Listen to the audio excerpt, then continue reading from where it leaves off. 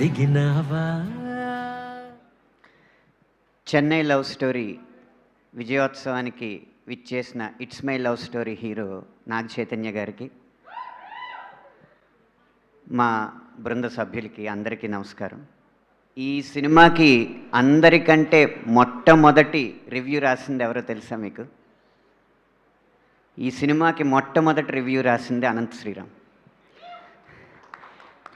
పుస్తకాలలోన అచ్చు వేయలేదే, వెండి తెర మీన వచ్చినట్టు లేదే, కొత్తగా ఉంది నువ్వు నేను ఏకాంతంగా రాసే గాథ, ఒట్టుగా ఒక్క ప్రాణం కూడా నమ్మేలాగా లేది రాత, అయినా బాగుందే చానా బాగుందే, ప్రతి ప్రేమ ఓలాగే ఉంటే చరితకు వెగటే.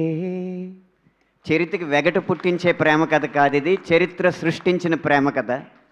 కథ వినగానే రాసిన రివ్యూ, ఇంకా ఏ రివ్యూ వచ్చినా మాకు అనవసరం అనుకున్నాం. సినిమా విడుదలైన తర్వాత ప్రేక్షకులంతా రివ్యూ అన్న మాట మర్చిపోయి లవ్ యూ అన్న మాట మాత్రమే మనసులో పెట్టుకున్నారు.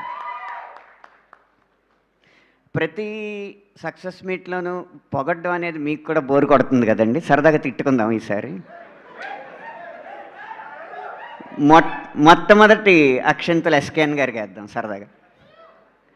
ఏమండి ఎస్కేఎన్ గారు, ఎన్నిసార్లు అడిగామండి సరదాగా వచ్చి మ్యూజిక్ సిట్టింగ్స్లో కూర్చోండి, మమ్మల్ని కాస్త ప్రోత్సహించండి, ఆస్వాదించండి అని. లేదు, అది నా పని కాదు, మీకు సౌకర్యం కల్పించడమే నా పని, మీకు ఏమన్నా అక్కడ తేడా వస్తే చెప్పండి, భోజనం బాగోపోతే చెప్పండి, గదులు బాగోపోతే చెప్పండి అన్నారు. కానీ ఒక్కసారైనా వచ్చారా? ఈసారి అలా చెయ్యొద్దు. కానీ మీరు రాకపోవడం వల్ల చాలా హెల్ప్ అయింది, చాలా గొప్ప పాటలు రాశాను. సాయి రాజేష్ గారు, ఏదైనా పాటకి పల్లవులు రాస్తాం, 4-5 ఆప్షన్స్ రాస్తాం, ఇలా కావాలి ఇలా కావాలి ఇలా కావాలని. 4 ముందు పెడితే ఈ 4 నాకు పాటలో కావాలని అడుగుతారు. ఒక పల్లవుగా ఉంచుతాం, మిగతా చరణాల్లో ఆ ట్యూన్లకి అడ్జస్ట్ చేయడానికి ఎంత కష్టపడతామండి. కాస్త సెలక్షన్ చేసి మమ్మల్ని కష్టపెట్టండి. ఇది సాయి రాజేష్ గారికి పడిన తిట్టు. ఇంకా రవి గారు, ఆయనకి నచ్చకపోతే నచ్చలేదని చెప్పడానికి 4-5 రోజులు పడుతుంది.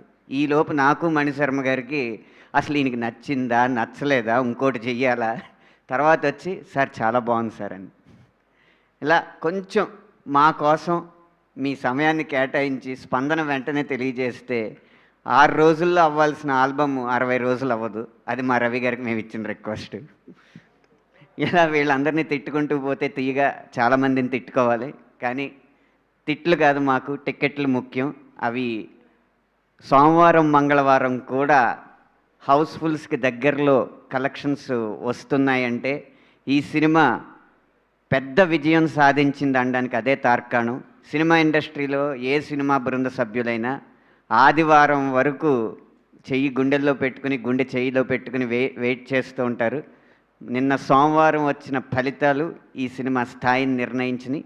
ఇంత గొప్ప విజయం ఇచ్చిన మా తెలుగు ప్రేక్షకులకి ధన్యవాదాలు తెలియజేసుకుంటున్నాం. ఇక రివ్యూల్లో కొంతమంది, అంటే ఇన్స్టాగ్రామ్ అకౌంట్ ఉన్న ప్రతి ఒక్కరూ కూడా నేను రివ్యూ చెప్పచ్చు అనుకునే ఈ సంస్కృతిలో కొంతమంది ఏంటంటే సెకండ్ హాఫ్ డల్ అంటే రెండే మాటలు అంటారు.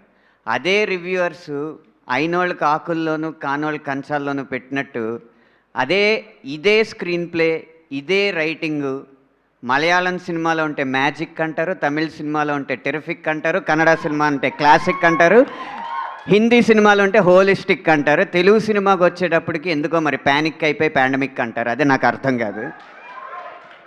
ఆదరించండి, కొత్త ప్రయత్నం వచ్చినప్పుడు కొత్తగా చూడడానికి ప్రయత్నించండి. నచ్చకపోతే మీ ఇంట్లో చెప్పుకోండి. టికెట్ మీరు కొనుక్కున్నారు కాబట్టి ఆ డబ్బులు ఎవరిని గనక బాధ పెడతాయో మీరు ఖర్చు పెట్టిన డబ్బులు వాళ్ళకి మాత్రమే చెప్పుకోండి. కెమెరా లెన్స్ ముందు వచ్చి చెప్పినప్పుడు సెన్స్తో మాట్లాడాలి. అది ఉన్నప్పుడు మిమ్మల్ని గౌరవిస్తారు ఎవరైనా. ఈసారి నుంచి కాస్త రివ్యూవర్స్ కూడా కాస్త మనసుతో రాసిన కథల్ని మనసుతో ఆలోచించి మాట్లాడడం నేర్చుకుంటే మంచిదని మనస్ఫూర్తిగా కోరుకుంటున్నాను.